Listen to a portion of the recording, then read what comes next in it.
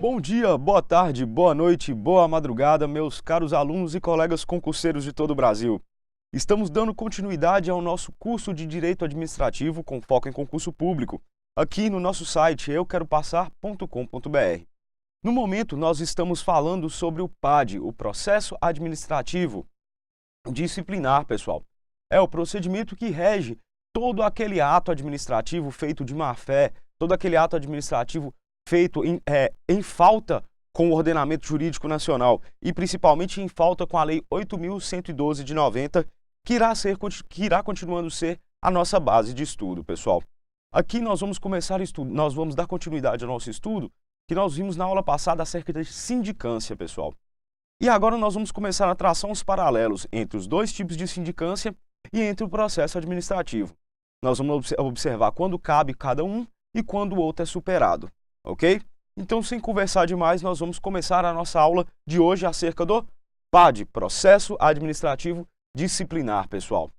E nós vamos observar que, dentro da questão da responsabilidade administrativa do servidor, a apuração desta responsabilidade do servidor público, quando já estampados a materialidade e os indícios de autoria, pode ocorrer através de sindicância acusatória ou processo administrativo disciplinar, o PAD. Esta é a dicção do artigo 143 da Lei 8.112 de 90. E esse artigo 143 ele vai falar especificamente para a gente assim: a autoridade que tiver ciência de irregularidade no serviço público é obrigada a promover a sua apuração imediata, mediante sindicância ou processo administrativo disciplinar, assegurada ao acusado a ampla defesa. E aqui, pessoal, quando a gente fala assegurada ao acusado a ampla defesa, a gente deve observar que, se em qualquer fase do procedimento administrativo ou da sindicância, a ampla defesa ela vier a ser desrespeitada, ela vai gerar uma nulidade absoluta dentro desse procedimento. Tanto que, sendo a nulidade absoluta, o que acontece, pessoal? A sua anulação. Ocorrendo a sua anulação, todos os seus atos e todos os efeitos decorrentes desse processo administrativo, eles vão ser anulados até a fonte, correto? Então, lembrando que a ampla defesa é um pré-requisito basilar do processo do PAD, do processo administrativo diferenciado e também das sindicâncias, conforme dispõe o artigo 143. Igualmente, o artigo 148 estabelece que a infração disciplinar praticada tem de ter correlação com as atribuições do cargo, ou o servidor tem de estar no exercício de suas atribuições. Então, pessoal, a gente pode observar também que para a pessoa sofrer, o servidor público, ele sofrer o processo administrativo, a falta que ele cometeu, ela tem de estar ligada, pelo menos ela tem de ser correlata à sua função, ou então ele tem de estar no exercício da sua função. Não quer dizer que eu, como servidor público, se eu estiver dentro de uma repartição que é vizinha à minha, mas não é o meu cargo ou função, que se lá eu vier cometer uma falta administrativa, que eu não vá ser punido. Sim, eu irei ser punido, pois eu estou numa função correlata à minha função. Eu ainda estou me utilizando da função de servidor público, de serventuário, mesmo transitando por entre as várias repartições que podem perceber dentro de uma única secretaria. Ok? O artigo 148 diz para a gente que o processo disciplinar é o instrumento destinado a apurar responsabilidade de servidor por infração praticada no exercício de suas atribuições ou que tenha relação com as atribuições do cargo em que se encontra investido. Então, como eu já expliquei, a gente pode observar que o servidor ele não precisa estar no único exercício da sua função. Ele pode também estar utilizando a sua função de forma correlata. Ele pode se utilizar do cargo onde ele foi investido para poder adentrar dentro de outras repartições, para poder conversar, para poder roubar informações, para poder fugir de todas aquelas proibições e de todos aqueles deveres que nós vimos nas nossas aulas da Lei 8.112 de 90. Correto? Por outro lado, pessoal, já que nós estávamos falando sobre o processo administrativo, por outro lado, a sindicância investigativa é também procedimento que visa apurar a ocorrência de materialidade e indícios de autoria do ilícito administrativo. Ou seja, instaura-se a sindicância para verificar se realmente ocorreram fatos ilícitos e quem, supostamente, os praticou, para então instaurar o processo administrativo disciplinar. Essa é outra modalidade de sindicância, pessoal. É o que a gente chama de sindicância investigativa. Ela tem um único condão de quê? De auferir a existência da materialidade e da autoria, que, como nós vimos na aula passada, é o condão que liga o funcionário, o servidor público, à pena administrativa e ao processo administrativo. Então, nós vamos observar aqui, para que exista um ilícito administrativo, para que ele seja configurado, nós vamos ter de a materialidade, ou seja, aquele ilícito, ele ocorreu, ele aconteceu em determinado dia, e nós também vamos ter aqui o outro ponto, que é qual? Que vai ser a autoria. Então, determinado funcionário fez a determinada falta administrativa. E eles têm de estar muito bem configurados para poderem adentrar dentro do procedimento administrativo, pessoal. Então, o artigo 145 do mesmo diploma legal, ou seja, da Lei 8.112 de 90, prevê duas modalidades de sindicância, a investigativa, ou apuratória, ou preparatória, e a acusatória, pessoal. Então, nós vamos observar que os tipos estão descritos no artigo 145. Duas não, pessoal, três modalidades que nós vamos observar. Sendo que da sindicância poderá resultar arquivamento do processo, aplicação de penalidade de advertência ou suspensão de até 30 dias e instauração do processo disciplinar. Então, nós podemos observar que, quando dela vem a instauração de processo disciplinar, ela seria a sindicância investigativa, que tem um condão de descobrir a materialidade e a autoria da infração administrativa, enquanto que nós vamos ter a aplicação de penalidade de advertência ou suspensão de até 30 dias, que é o que vai diferenciar a nossa sindicância do processo administrativo disciplinar. Pessoal, você pode dar uma arriscada aqui, você pode estar observando que, enquanto no processo administrativo, a gente vai ter toda uma gama de penas e de sanções, aqui nós só vamos ter sanções que sejam de aplicação de penalidade de advertência ou suspensão de até 30 dias. Todos os casos que forem sair disso, eles são os casos do processo administrativo disciplinar, ok? E nós também podemos observar que do artigo do 145, inciso 1º, que também pode existir o arquivamento do processo, pessoal. Isso se o quê? Se não foi configurada a materialidade, lógico, ou seja, se o ilícito não aconteceu, ou se a autoria não é do servidor que está sendo investigado na sindicância investigativa. Lembrando, pessoal, que a sindicância investigativa ela não é passo obrigatório para a propositura do PAD, correto? Então, eu posso entrar com o PAD mesmo sem ter feito a sindicância de investigação, ou que é a sindicância investigativa. A sindicância investigatória, apuratória ou preparatória, assemelha-se ao inquérito policial, por ser essencialmente inquisitório. Isso quer dizer que não há contraditório, tendo em vista que a comissão de sindicância investigativa apura a ocorrência de materialidade e indícios de autoria. Então, você pode observar que aqui é diferenciado, pessoal. Aqui nós não temos a ampla defesa e o contraditório sendo protegidos, sendo um direito do serventuário público.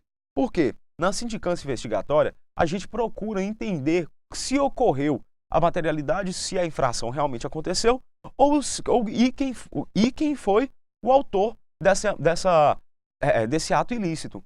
Então, o que acontece? Aqui, como no processo de inquérito policial, não existe ampla defesa e contraditório. Aqui eu só acuso, pessoal.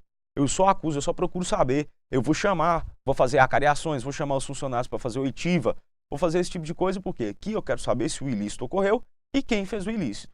Só por isso não existe ampla defesa e contraditório. Lembrando que aqui também, pessoal, em virtude da ampla defesa e do contraditório, que não existe, não há que se falar então da nulidade por falta dos mesmos, ok? Lembrando, sindicância investigatória não há que se falar nulidade quando não se fala em contraditório, ok? Assim, caso não se chegue à conclusão sobre a existência de materialidade e indícios de autoria, deve-se arquivar o processo, como nós vimos no inciso 1º, artigo 145. E podem ser feitas recomendações para melhorar o serviço, pessoal. Então, vocês podem observar aqui, se eu não conseguir a materialidade, então o ilícito não existe. E se eu não conseguir, e a outra hipótese, o ilícito existe, mas eu não consegui afirmar de quem foi a autoria do ilícito, eu vou arquivar o processo e vou fazer recomendações para melhorar o serviço.